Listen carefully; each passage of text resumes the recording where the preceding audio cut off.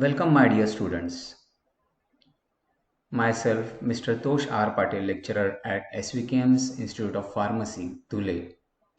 Today, I would like to discuss about the topic size reduction with all of you. Let us see the outline of this topic first. In this, you will come to know about introduction to size reduction, factors affecting size reduction, methods of size reduction. In that, we are going to specifically talk about ball mill, its principle, construction and working, its uses, its advantages, its disadvantages, and summary of the topic. First of all, let me start with the introduction. Size reduction is the process of reducing drugs into smaller pieces, coarse particles, or fine powder. It means reducing the size of a larger substance into a smaller of its kind.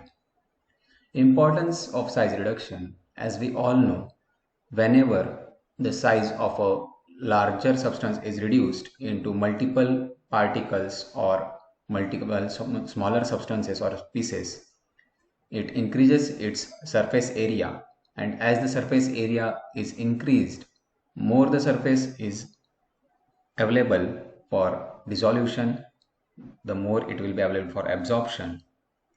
So the increase in surface area for the action of solvent, then rapid penetration by solvents in case of extraction. The powder we get, it comes in the uniform form, then the rate of absorption also increases as said earlier. Also the stability of the product increases and suppression process also is a good thing. Let us discuss about the factors affecting size reduction. If any substance that is much harder, it is tougher to reduce its size. Means the size is not reduced easily. Again, the toughness also acts in the same way. Also stickiness. If a substance is much sticky and we try to reduce its size, we won't get the right result at it as it may stick to the surfaces of the meal. Then the material structure, depending on the structure, it affects the size reduction. If it has a proper structure, it is easy to reduce the size. The improper structure may not easily reduce it. For example, if it is too smooth, then it may just get bypassed from the reducing mechanism. Then the moisture content. More the moisture content, harder it is to reduce the size. The softening temperature. If the softening temperature is much less, that is at a very lower temperature as compared to the temperature of operating of the meal, if the at lower temperature the material gets softened, then we cannot reduce it easily. Also the physiological effects and ratio of the feed size to the product size, all these factors are affecting the mechanism of size reduction. Let us discuss about the methods of size reduction. Methods means mechanisms. In that case, the first is cutting. Means we cut the material into two pieces. Material is cut on small scale by sharp blade, knife, or any other sharp instrument. On large scale, cutter mill is used. Then compression, material is crushed by application of pressure. On small scale, mortar and pestle may be used. On large scale, roller mill is used. Means we have to compress it. Pressure is applied from beneath and from the top, from both the sides. In case of impact acts same like that of the hammer.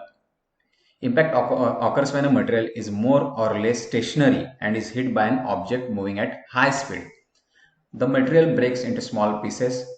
On the large scale, hammer mill and disintegrators are used. Means high impact reduces the material into smaller pieces. Then attrition. In attrition, pressure is applied on the material as in compression, but the surfaces are moving relatively to each other, resulting in shear forces which breaks the particles. The best example for this, you may take the pebbles in the river. When they get crushed on each other, there is an impact also, and the attrition takes place, and the size of the pebbles get reduced. In the same we get the sand.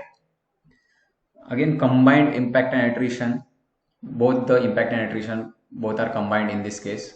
Both mechanisms are combined together to get better results. On large scale, ball mill and fluid energy mill are used. As we said earlier, we are going to discuss about the ball mill. So now let us go towards the ball mill. In case of the ball mill, just we discussed in the previous slide that the principle, it works on the principle of impact and attrition. Here we can see the impact. There is a hammer which gets impacted on the material, and the size is reduced into small particles. As discussed earlier, attrition is an example in the case of pebbles in the river. Here you can see, means opposite direction, the pebbles are getting rubbed on each other and the size gets reduced.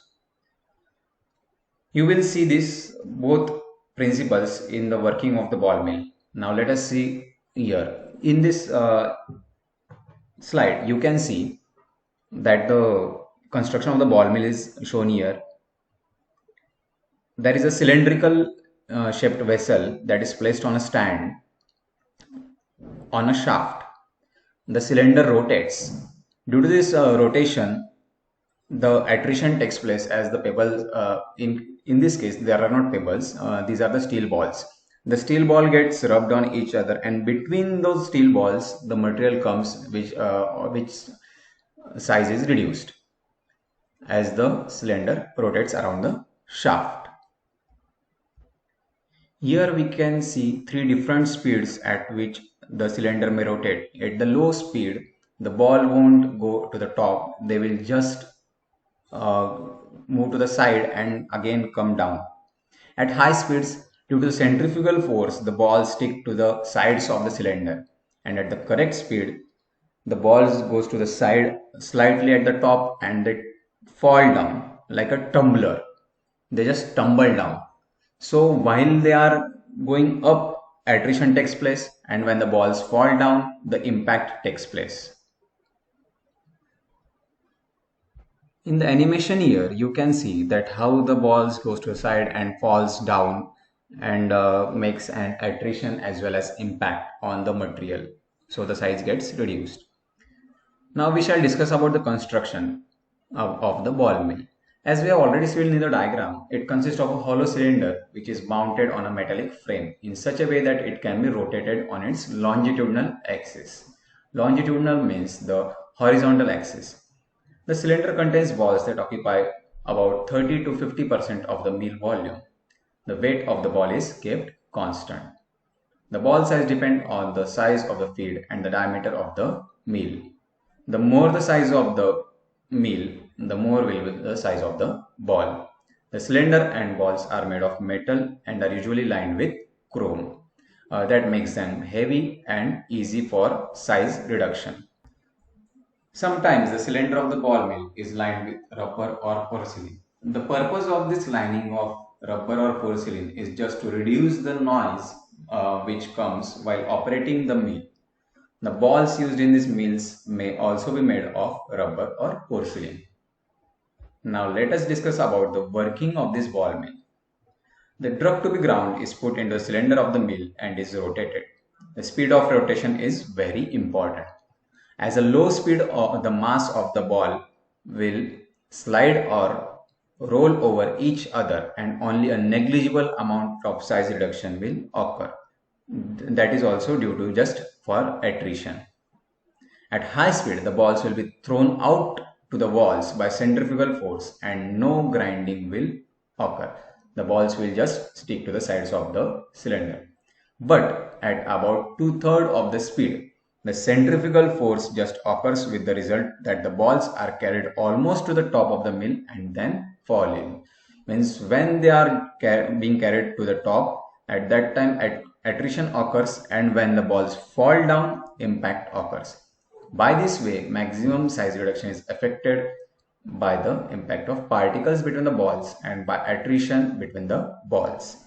After suitable time, the material is taken out, passed through a sieve to get powder of the required size.